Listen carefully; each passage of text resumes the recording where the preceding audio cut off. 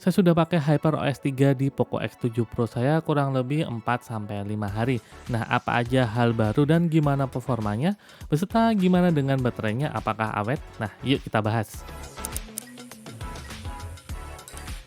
Hal pertama yang kalian lihat kalau baru aja update ke HyperOS 3 adalah adanya tombol search ini, dan secara default kalau kalian swipe ke bawah seperti ini akan menampilkan kolom search bar seperti ini. Nah, kalau kalian ingin mengubah, kalian bisa aja masuk ke settingan, kemudian di layar utama. Nah, nanti pada geser ke bawah pada layar utama bisa kalian ganti dengan layar notifikasi dan pusat kontrol. Jadi ketika kalian swipe ke bawah dari sisi kanan, dia akan menampilkan pusat kontrol, sedangkan kalau swipe ke bawah dari sisi kiri akan menampilkan notifikasi. Nah, kalau kalian ingin menghilangkan ini, kalian juga masuk ke layar utama tadi. Kemudian di pencarian di layar utama ini kalian pilih untuk nonaktif seperti ini. Nah, tampilannya akan jadi seperti ini, lebih clean aja menurut saya. Tapi kalian akan kehilangan fungsi untuk mencari secara cepat. Kalian masih bisa mencari dengan menekan di sini, tapi harus masuk ke menu dulu seperti itu. Nah, itu yang pertama. Yang kedua adalah adanya ikon-ikon baru di pusat kontrol, dan ini mirip banget dengan yang ada di iPhone. Mulai dari skema warnanya, kemudian beberapa ikonnya juga mirip. Tapi menurut saya nggak masalah, ini keren-keren aja, dan beberapa animasinya itu juga sangat smooth, seperti ini. Dan overall cukup bagus menurut saya. Nah, yang selanjutnya adalah adanya visual baru. Kalau kalian membaca di halaman pembaruan HyperOS 3, di sini ada visual baru yang katanya visualnya itu akan lebih bersih, kemudian ada beberapa ikon layar utama yang didesain ulang, kisi layar utama didesain ulang, bilas status, dan lain sebagainya.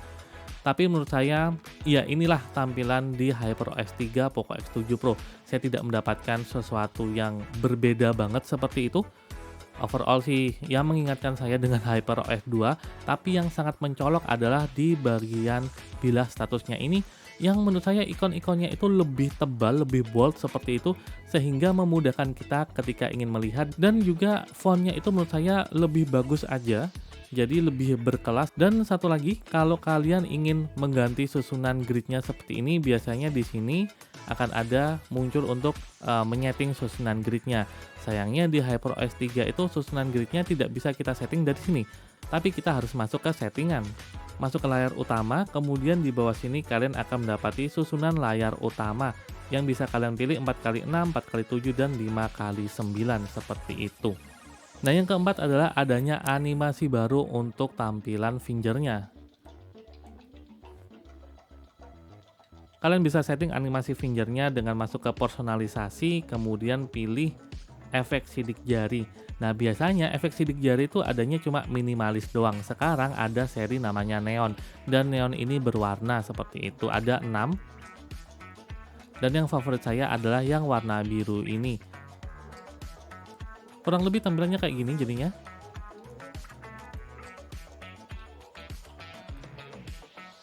Ya, menurut saya lebih keren yang berwarna daripada hitam putih doang. Nah, selanjutnya yang kelima adalah adanya watermark baru. Misalnya kalian menggunakan aplikasi kamera seperti ini, kemudian kalian membuka untuk menggunakan watermark. Nah, di sini ada yang temanya hari libur, kemudian ada yang temanya hari libur juga. Ini tapi memang beda warna doang, satunya temanya ini tahun baru, dan satunya ini adalah temanya Natal. Kalau kalian pencet di sini, kalian bisa untuk mengganti-ganti bingkainya seperti itu. Kemudian di sini kalian bisa setting untuk menampilkan koordinat ataupun menampilkan waktu seperti itu. Nah, kalian juga masih bisa menambahkan efek watermark dengan mengedit di galeri. Kemudian kalian pilih watermark di sini. Nah, nanti ada banyak pilihan watermarknya seperti itu.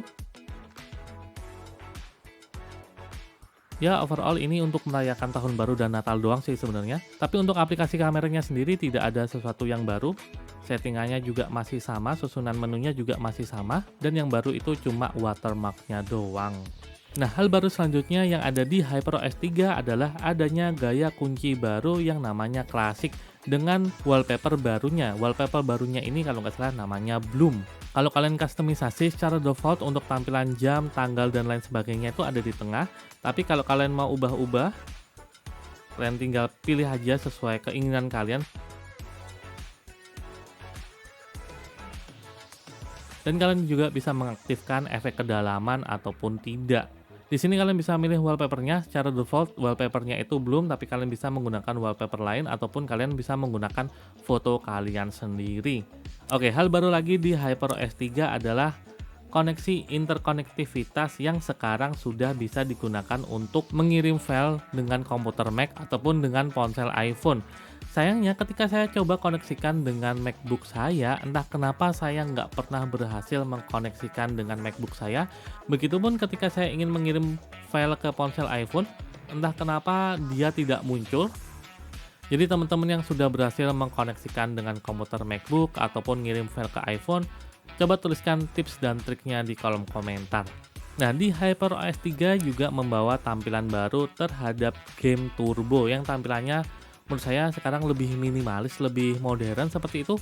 Tapi ada beberapa teks yang kepotongnya agak aneh. Misalnya bersihkan ini sama pengubahan suara ini, potongannya agak aneh. Dan sayangnya tidak ada fitur-fitur baru di game Turbo.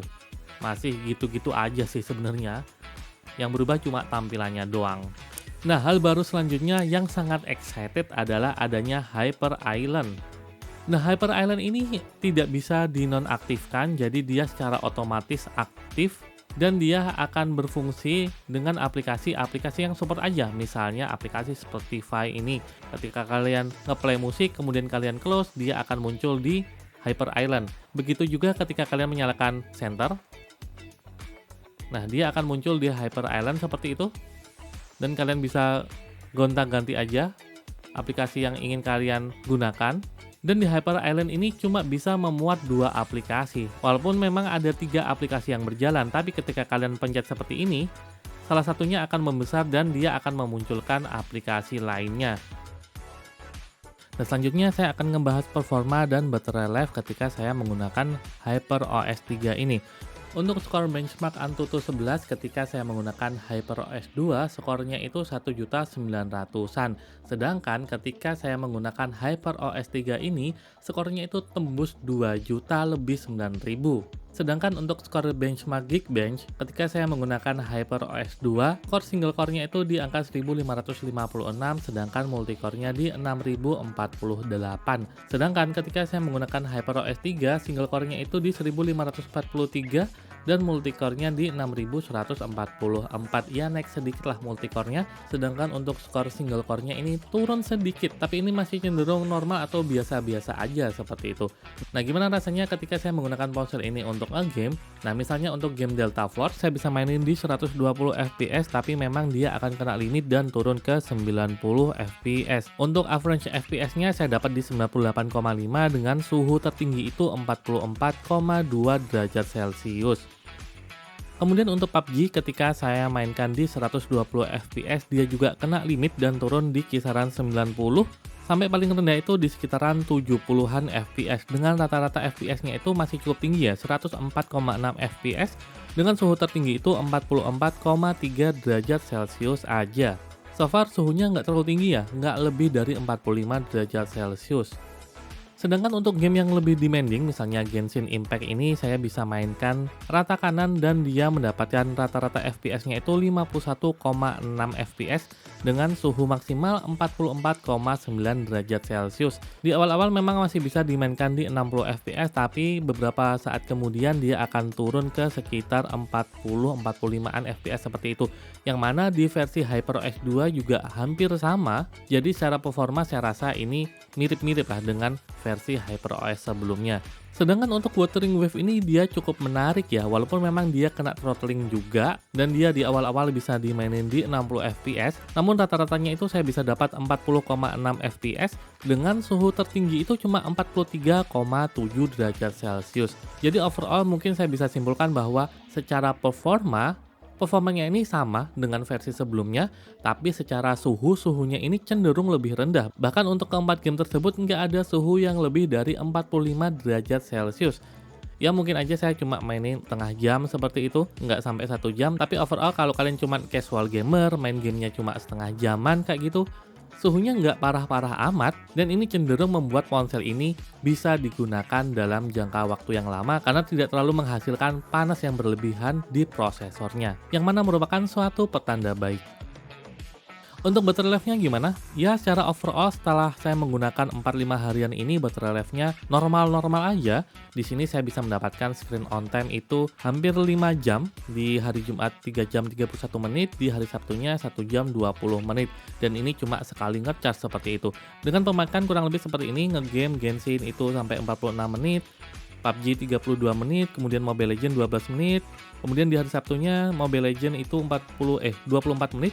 Total kalau saya hitung ngegame itu dapat sekitar 2 jam screen on time, dan sisanya tuh untuk aplikasi-aplikasi kayak YouTube, browsing, kemudian WhatsApp dan lain sebagainya. Dan saya bisa mendapatkan waktu standby dari ponsel ini waktu kemarin saya tes 30 jam dengan screen on time sekitar 5 jaman, di mana 2 jam diantaranya adalah ngegame. Kalau kalian masih ragu untuk update ke HyperOS 3, saran saya update saja, karena dengan update ke HyperOS 3, Poco X7 Pro kalian akan update Android-nya menjadi Android 16, dan secara overall dia punya animasi yang lebih smooth.